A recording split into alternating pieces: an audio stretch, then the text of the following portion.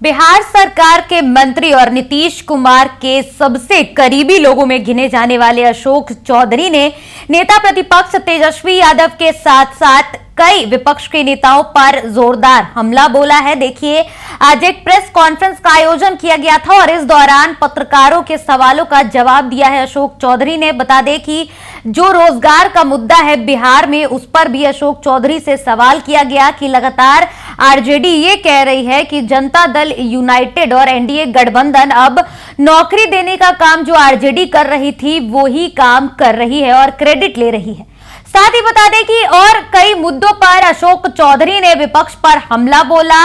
जो हैंडबुक की रिपोर्ट आई उसके बाद जिस प्रकार से कांग्रेस ने विरोध प्रदर्शन किया, पटना के सड़कों की अगर बात कर ले तो ईडी दफ्तर के बाहर कांग्रेस का विरोध प्रदर्शन देखने को मिला हैंडबुक की रिपोर्ट के बाद। और इसके बाद साथ ही देश भर के तमाम ईडी दफ्तरों के बाहर कांग्रेस ने 22 अगस्त को मार्च निकाला था, विरोध प्रदर्शन किया था इस पूरे मामले पर। और तमाम जो भी मुद्दे हैं, जो सवाल किए गए पत्रकारों द्वारा अशोक चौधरी से, उनका क्या कुछ जवाब दिया अशोक चौधरी ने, हम आपको उस पूरे वीडियो के साथ छोड़े जा रहे हैं। इसमें तेजस्वी यादव कल कह रहे थे कि ये जेडीयू का ही खेल होता है चुनाव से पहले, जो काम हम लोगों ने किया वो काम जेडीयू ने किया नौकरी देने के बाद।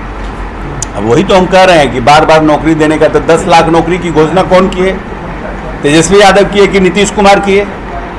10 लाख रोजगार का घोषणा नीतीश कुमार किए कि तेजस्वी यादव किए? अब आप हमारे साथ ज्वाइन कर लिए, अब खाली बैठ के साथ में सर्टिफिकेट बांट दिए तो कह रहे हम ही दे दिए। कहां घोषणा किए थे? 15 अगस्त को जब नीतीश कुमार जी ने घोषणा किया, माननीय नेता ने, तो ये कहां थे?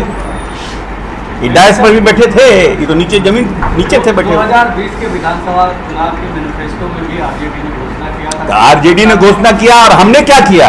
आपको आरजेडी की घोषणा दिख रही है?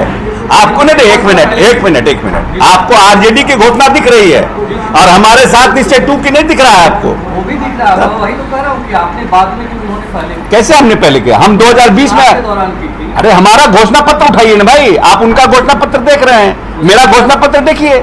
उसमें 10 लाख नौकरियों की बात नहीं। अरे 15 अगस्त को माननीय नेता ने घोषणा किया और बोला कि 12, अब बोल रहे हैं कि हम 12 लाख देंगे और 10 लाख रोजगार के बदले हम 32 लाख रोजगार देंगे। हमारा ऑलरेडी 22 लाख रोजगार हो गया है। मंत्री जी, अब आप जस्टिफाई कर रहे हैं उस व्यक्ति के लिए जो मात्र 1.5 साल रहा सत्ता में, तो फिर आप ही कह रहे हैं कि उनका घोषणा पत्र देखिए। वो तो आप खुद ही कर रहे हैं, 1.5 साल वो सरकार में रहा, उसको आप जस्टिफाई कर रहे हैं। और नीतीश कुमार 18 साल से काम कर रहे हैं, उनका जस्टिफिकेशन आपको दिख नहीं रहा है। वाह भाई वाह, ठीक है, चलिए ठीक है। राष्ट्रीय स्तर पर कांग्रेस के जितने भी प्रदेश नेतृत्व हैं वो ईडी और सेबी के चेक को लेकर प्रदर्शन किया। कांग्रेस ने कहा है कि ये जो एडनबर्ग का रिपोर्ट जब सामने आया उसके बाद सेबी के जो चेयरपर्सन हैं माधवी बुच, वो भी इसमें इन्वॉल्व हैं। उन्होंने कहा कि अडानी और उनके जो ग्रुप हैं वो ऑफशोर कंपनियों के साथ देश के सभी लोगों का शेयर्स में पैसा बर्बाद उन्होंने किया है, जेल के पीछे उनको भेजा जाए। इसमें क्या कहेंगे इस मामले पर? नहीं, इसका बहुत हमको अध्ययन नहीं है इसके बारे में, क्या एडनबर्ग ने किया, क्या किसने किया, इतना हमको अध्ययन नहीं है। लेकिन इन लोगों ने ईडी और सेबी के अध्यक्ष के ऊपर प्रश्न उठा रहे हैं। हमको लगता है कि इनको धरना प्रदर्शन से ज़्यादा है कि इनको न्यायालय जाना चाहिए। जो रिपोर्ट्स आए हैं उसके खिलाफ में न्यायालय जाना चाहिए और न्यायालय से गुहार करनी चाहिए। तो ये तो पब्लिक परसेप्शन आप बना रहे हैं, लेकिन ओरिजिनल काम आप कर ही नहीं रहे हैं। राहुल गांधी कह रहे हैं कि ईडी पे ही, जो विपक्ष पे ईडी कार्रवाई करती है, केवल चुन के विपक्ष के नेताओं पर।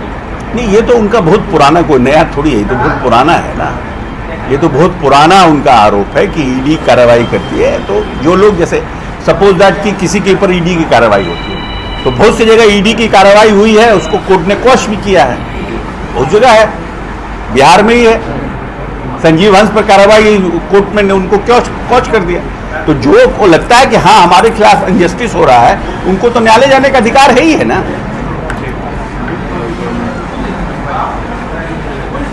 गोलीबारी की गई है उनके कार पे और आरजेडी के विधायक ऋतुलाल यादव उनके भाई के नाम सामने आ रहे हैं। तो गोली चली है एम्स के चीफ सिक्योरिटी पर। ये नहीं, उस पर जांच होगी उस पर, और जो लोग दोषी होंगे उन पर कार्रवाई होगी, किसी के भी रहे हैं। भाई रहे बधाई रहे, उससे क्या फर्क पड़ता है साहब। हमारे नीतीश कुमार तो अपने विधायकों को भी नहीं छोड़ते हैं, तो दूसरे के उससे क्या फर्क पड़ता है। जो भी अगर गैर कानूनी काम हुआ है और कार्रवाई हुई है, कंप्लेन होगा तो कार्रवाई होगी, उससे क्या फर्क पड़ता है कौन किसका भाई है किसका भतीजा है, क्या फर्क पड़ता है। तो आपराधिक घटना जिस तरह से घट रही है उस पर तेजस्वी यादव ने कल ही